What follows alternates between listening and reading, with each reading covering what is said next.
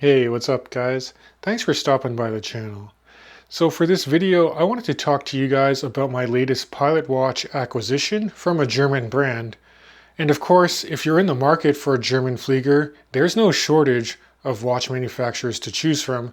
I think most people would probably stick with brands like Laco, Stova, Zinn, or Damasco. But on the wrist today is actually a 42mm Pilot Watch from Archimedes Watches. Now, this is a brand that's officially been around for 100 years now, designing, constructing, and manufacturing timepieces in Pforzheim, Germany. What's also really cool about this particular colorway for their 42mm Pilot is it's not in their normal production. I reached out to them specifically to make me this watch because it would actually really scratch the itch for me to try and acquire a more expensive timepiece in the IWC Mark XX with that silvery white dial.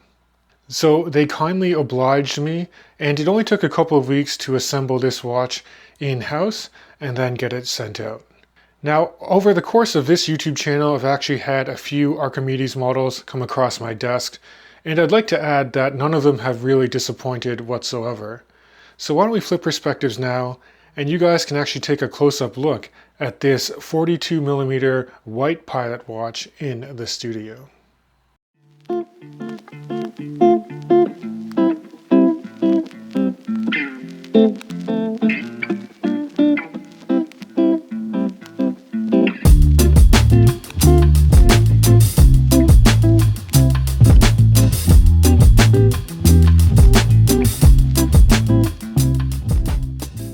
So now that we're in the studio, we can take a closer look at this white dial Pilot watch from Archimede. And I'll quickly mention that even though this white dial isn't normally produced, if you check out their website, they do have the more traditional black dial and even a blue dial option, and you can get it in different materials. This is fully brushed 316L stainless steel, but you can also purchase their watches in bronze, which is a really nice touch. Now, the pricing for this particular timepiece will run around 1,000 euros if you buy the Pilot watch on the supplied 5-link bracelet. So I'll quickly go through the dimensions on this timepiece, tell you the things I really like, and then some potential points for improvement. So as you probably guessed, it's a 42mm case diameter. If you take a look at the side profile, the wingspan or lug-to-lug distance is 50.5 millimeters, although the lugs do turn down very nicely, and the bracelet terminates right at the lugs too, so you're not actually extending the effective length if you go with the OEM bracelet. In terms of case height, it's only 10.3 millimeters. I measure that from the bottom of a screwed down case back, which also has a sapphire display window showing off the movement, and then to the top of a flat sapphire crystal that does carry anti-reflective treatment on the underside, giving you very good viewing angles of the dial. Now, in terms of a lug spacing for the OEM bracelet, it's an even 20 millimeters, which is nice because that opens you up to a host of aftermarket strap options. And it's a nice 5-link bracelet design. It's fully brushed, and it tapers from 20 millimeters at the head of the watch down to about 18 millimeters before you hit the clasp. The individual links are held in with slot screws. Now, these screws aren't too bad to unthread, but for some reason rethreading them, I had a bit of a difficult time. But that being said, if you take a look at the clasp here, there's actually 6 levels of micro adjustment anchoring points to really dial in the fit to your preference.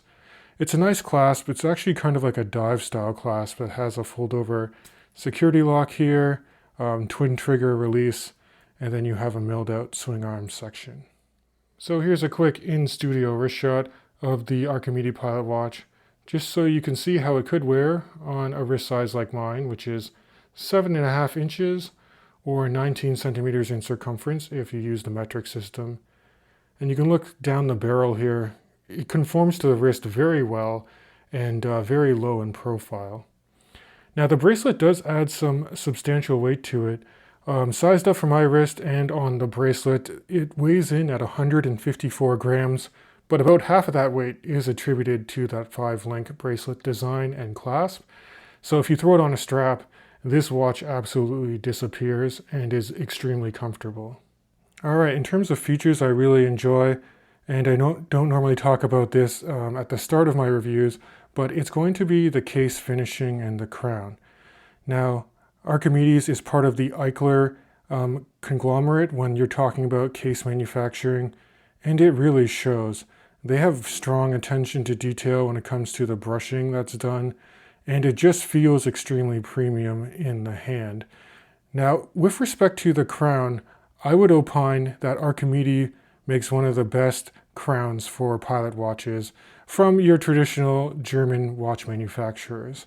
I actually prefer this over IWC. I prefer it over Laco and Stova as well. It's about 8 millimeters in diameter. You can see that it's conical in nature, but extremely well knurled.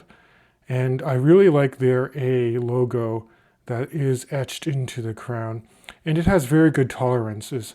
It's actually a non-screw down crown, so you can just wind up the movement very easily in the neutral position. But with the seals and gaskets, it's still rated at 100 meters of water resistance. I also like the fact that for the automatic movement, Archimedes is able to source ETAs 2824-2s instead of your more traditional Sellita variations. Now, while I don't have a problem with Sellita, it's just surprising to me because Swatch Group is really limiting ETA movements, yet all of the Archimedes watches that came across my desk do utilize them. And this one keeps about plus 6 seconds per day, which is really great. Of course, with this movement, it beats away at 4 hertz. You're getting about 38 to 40 hours of power reserve, pivots on 25 joules, and in addition to the manual winding, it does have hacking seconds. And then this particular model with the white dial has a kind of a weird off-centered 430 date aperture. So I know some people might not like that. And I will say modern Archimede models do have a date at 6 or at 3 o'clock, or you can buy a no date option. Now, if we do move in on the dial, it's extremely legible. You get that high contrast. You got black printing with black framed hands and black framed baton style indices. And then just inboard of those baton style indices, you do have your traditional Arabic numerals printed for each hour marker, except of course at the 12 where you do have it replaced with a triangle. And the amount of text that's printed is minimal as well. You just have Archimede below the printed triangle, and then above the 6 o'clock it does say automatic. So overall, it's very easy to read the time at a glance with this watch. In terms of no light legibility, this does have Swiss Superluminova on the hands, but only on the respective baton markers below the Arabic numerals. I do kind of wish that they went all out with a lume, because in their other pilot watches, everything is loomed, including the Arabic markers and all of the individual hash marks for the running minute track as well. But this lume is sufficient. I will say it does glow brighter on the hour and the minute hand compared to the individual batons for each hour marker. So before wrapping up this video, I'll just point out some potential points for improvement. As I alluded to, I do wish that they enhanced the amount of lume that's on the dial. I kind of come to expect that if it's going to be a German Flieger watch. And then outside of that, with respect to sizing of the bracelet, I do find that these individual slot screws are quite small and they're not always easy to unthread and rethread. But that being said, this watch is also a strap monster, so I actually prefer wearing it on various straps. But if you're going to buy this watch, I would say get it on the 5-link bracelet. It's a really nice upgrade to have. But as always, guys, I'd love to hear your guys' opinion on this particular watch from Archimedes. Have you owned any of their pilot watch? What do you think? Be sure to put your feedback in the comment section of this video. And if you do enjoy this content, please consider subscribing. It really does help me out. So that's going to wrap up this review, and I can't wait to catch you guys in the next video.